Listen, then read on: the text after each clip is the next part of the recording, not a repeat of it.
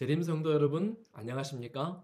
이번 주는 제3과 결혼에서 가져온 심상입니다.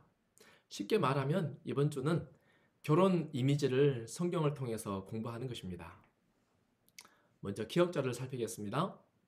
계시록 19장 9절 천사가 내게 말하기를 기록하라. 어린 양의 혼인잔치에 청함을 받은 자들은 복이 있도다 하고 또 내게 말하되 이것은 하나님의 참되신 말씀이라 하기로.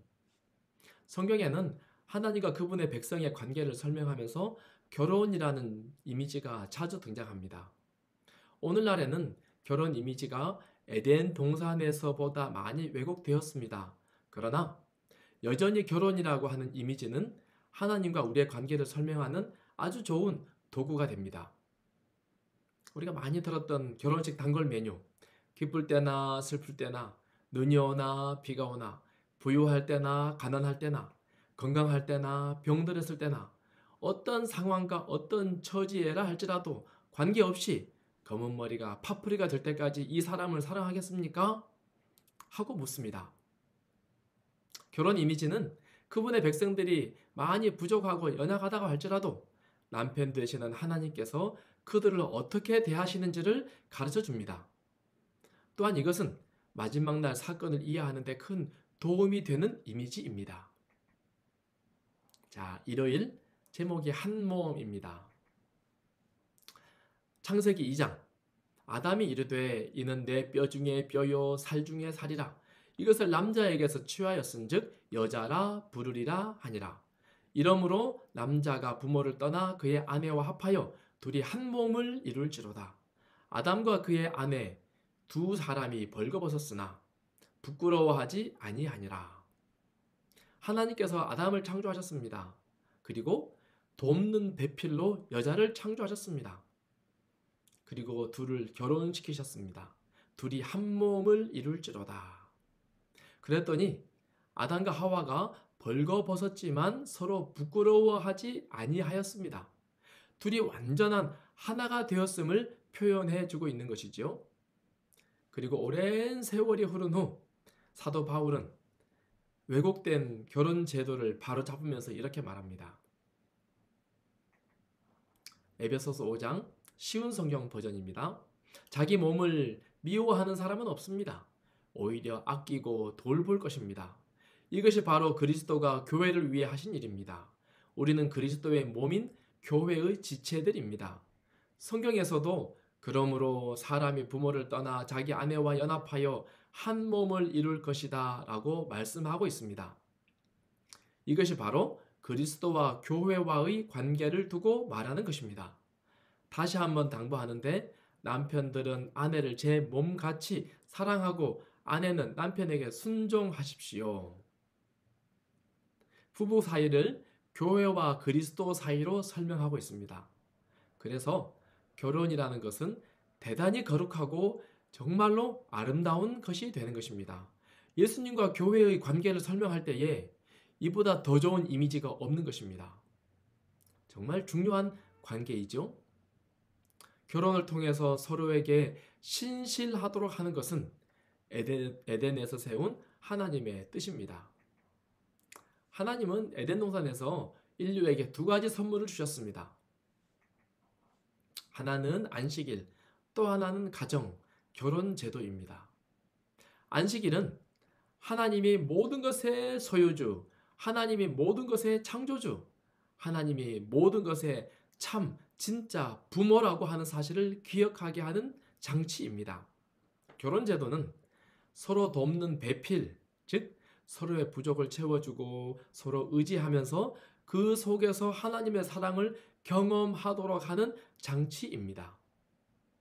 비록 부부가 서로 불완전하지만 하나 되라고 하십니다. 그리고 교회와 그리스도의 관계도 교회가 불완전합니다. 하지만 하나님은 교회와 그리스도가 하나 되어야 한다고 말씀하십니다. 우리는 이를 통해서 하나님의 특별한 사랑을 배우게 되는 것이죠. 자, 월요일 아름다운 신부. 에스겔 16장에는 하나님께서 에스겔에게 한 이야기를 하십니다. 가나안 땅에 여자아이가 태어났습니다. 아버지는 아모리 사람, 어머니는 헷 사람, 둘 다 이방인이지요. 그런데 이 아이가 태어나자마자 부모가 탯줄도 자르지 않고 이 핏덩이를 야수가 득실거리는 들판에 버려버립니다. 물로 씻기지도 않고 포대기에 싸지도 않고 말입니다. 그런데 그때 마침 한 사람이 지나가다가 이 핏덩이를 보고 꼭 끌어안고 아가야 죽지 말어 제발 살아만 다오 제발 살아만 다오 하고는 자기 집에 데려가 지극정성으로 양육하고 키웁니다. 다행히 이 아이가 건강이 회복되고 무럭무럭 잘 자라났습니다. 아이를 키워놓고 보니 이 아이가 너무너무 아름다운 것입니다. 그런데 이 아름다운 아이, 이 아가씨가 수치를 모릅니다. 부끄러움을 모릅니다. 그래서 벌거벗고 다녀요.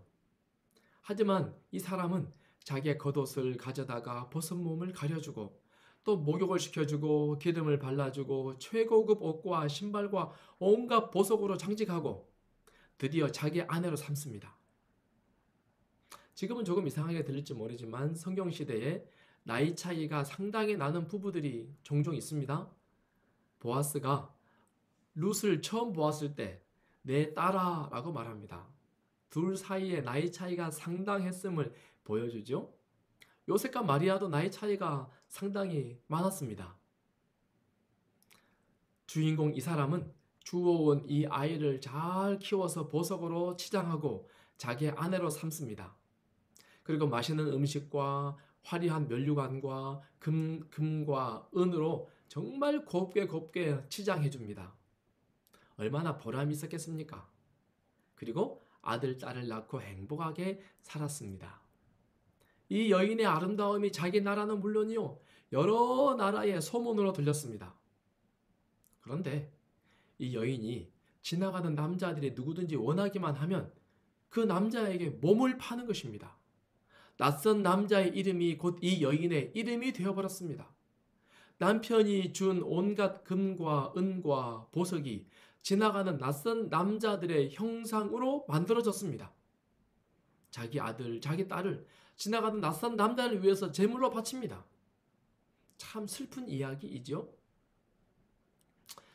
이 이야기에서 버려진 여자아이는 이스라엘을 상징합니다. 그렇다면 아이를 키워서 결국에 아내로 만든 그분은 누구입니까? 네, 하나님이시죠. 낯선 남자는 이 세상의 수많은 여인을 유혹하는 우상들입니다. 에스겔 16장 15절 그러나 내가 내 화려함을 믿고 내 명성을 가지고 행음하되 지나가는 모든 자와 더불어 음란을 많이 행함으로 내 몸이 그들의 것이 되도다. 참 슬픈 기록 아닙니까? 우리의 화려함, 우리의 명성, 우리의 행복은 들판에서 죽을 수밖에 없는 핏덩이를 주워다가 사랑으로 양육하고 드디어 결혼해 주신 하나님의 은혜의 결과 아닙니까? 우리가 이 사실을 잊어버리면 우리의 모든 아름다움은 아무 가치가 없는 것이 되는 것입니다. 이 사실을 잊어버리면 수많은 문제들에 직면하게 되고 마는 것입니다. 자, 화요일 제목이 호세아의 음란한 아내. 지난기에 우리는 호세아에 관한 이야기를 공부했습니다.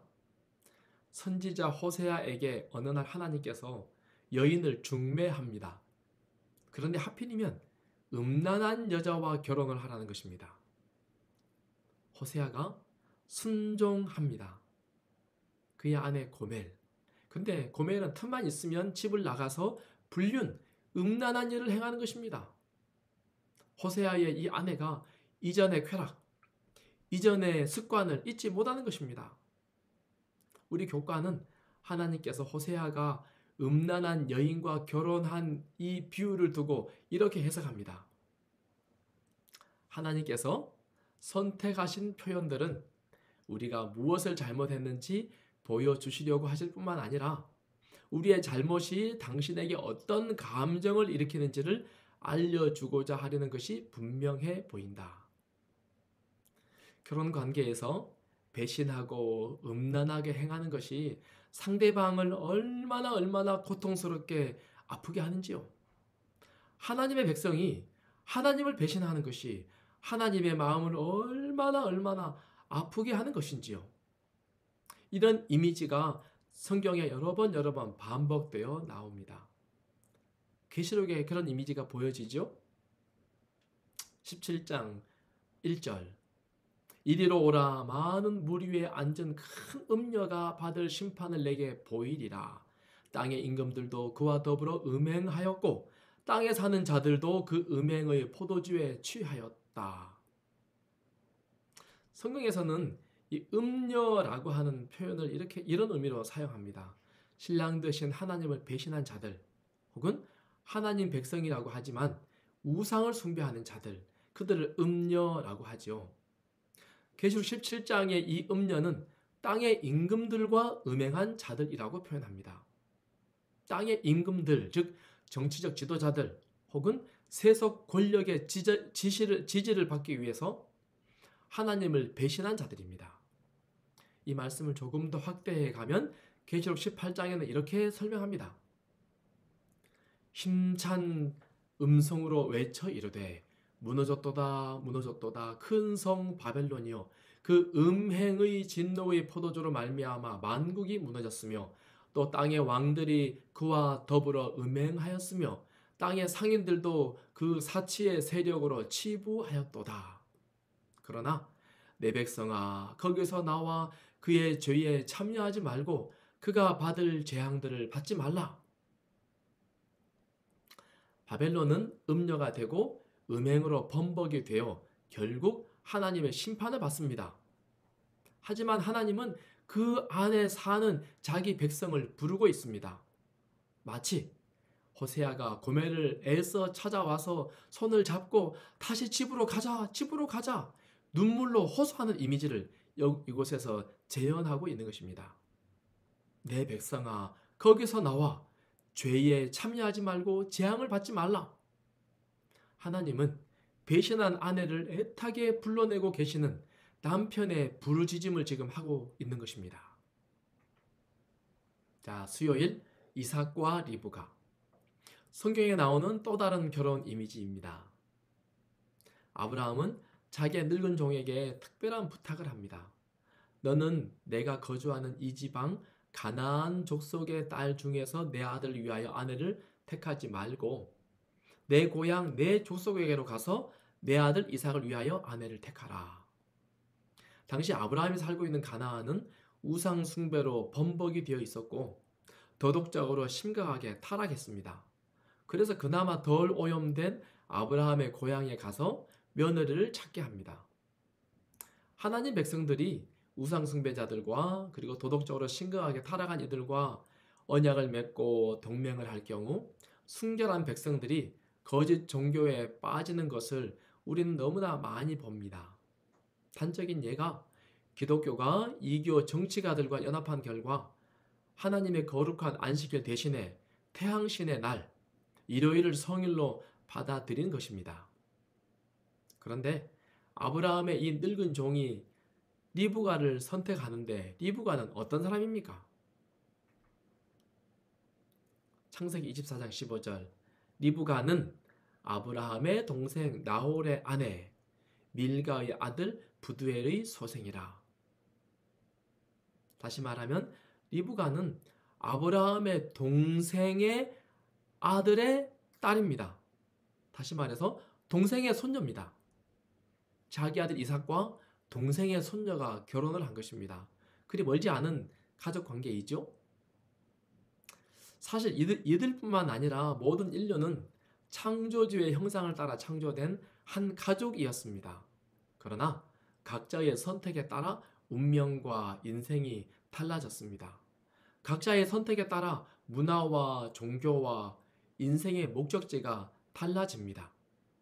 하지만 아브라함의 종이 먼 길을 찾아가서 리브가에게 아브라함의 가족이 되자고 이삭의 아내가 되라고 요청합니다. 리브가가 어떻게 했습니까? 그가 대답하되 가겠습니다. 그가 대답하되 가겠습니다. 얼마나 귀한 선택입니까? 우리는 하나님 보시기에 힘이 부족한 신부들입니다. 하지만 그분이 그 먼 길을 마다하지 않고 찾아와 우리를 부르십니다. 나의 신부가 되어다오. 얼마나 귀한 부르심입니까? 그 부르심에 우리가 다 반응해야 하지 않겠습니까? 자, 목요일 큰 음녀가 심판받다. 제목이 엄중하죠? 계시록 19장 2절.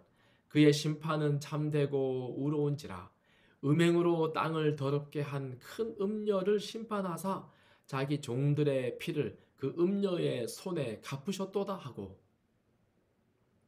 음행으로 땅을 더럽힌 이 음녀는 결국 심판을 받습니다. 그러나 이어지는 말씀은 19장 7절. 우리가 즐거워하고 크게 기뻐하며 그에게 영광을 돌리세. 어린 양의 혼인 기약이 이르렀고 그의 아내가 자신을 준비하였으므로.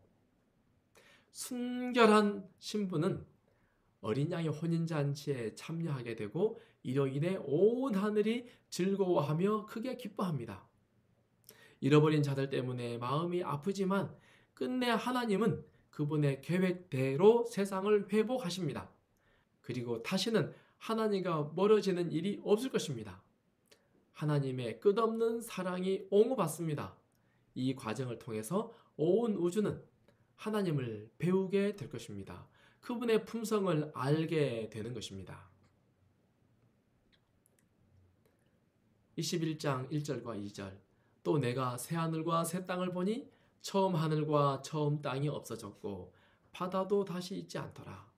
또 내가 보매 거룩한 성 새 예루살렘이 하나님께로부터 하늘에서 내려오니 그 준비한 것이 신부가 남편을 위하여 단장한 것 같더라. 인류 역사의 맨 마지막 사건은 새 하늘과 새 땅에 거룩한 성이 내려오는 것입니다. 성경은 이 모습을 아름다운 결혼식으로 묘사합니다. 신부가 남편을 위하여 단장한 것 같더라. 그리고 계시록 마지막 장면은 해피 엔딩으로 끝납니다. 행복한 결혼 생활로 묘사되는 것입니다. 얼마나 아름다운 결론입니까? 교회제원 7권 46쪽에 이런 말씀이 있습니다. 평생의 연합이 되는 결혼은 그리스도와 그분의 교회 간의 연합의 상징이다. 그리스도께서 교회에 대하여 나타내시는 정신은 남편과 아내가 서로 나타내어야 할 정신이다. 결혼이란 그리스도와 교회의 연합을 상징합니다. 이것은 우리에게 두 가지를 말해줍니다. 첫 번째, 그리스도인 가정마다 연합을 실천하라는 것입니다. 예수님께서 우리를 인내하시고 사랑하시고 용서하신 같이 우리도 각자의 배우자에게 그렇게 하라는 것입니다.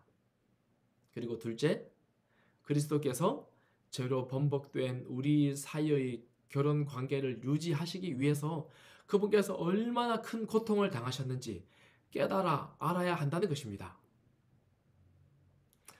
이번 기 교과를 마치면서 성경에 나타난 결혼 이미지가 우리 삶 속에 깊이 박히게 되면 참 좋겠습니다. 우리 모두 하나님의 거룩한 신부가 되기를 다시 결심해 보며 한 주간을 하나님의 크신 은혜 안에 거하는 우리 모두가 되기를 간절히 바랍니다. 감사합니다.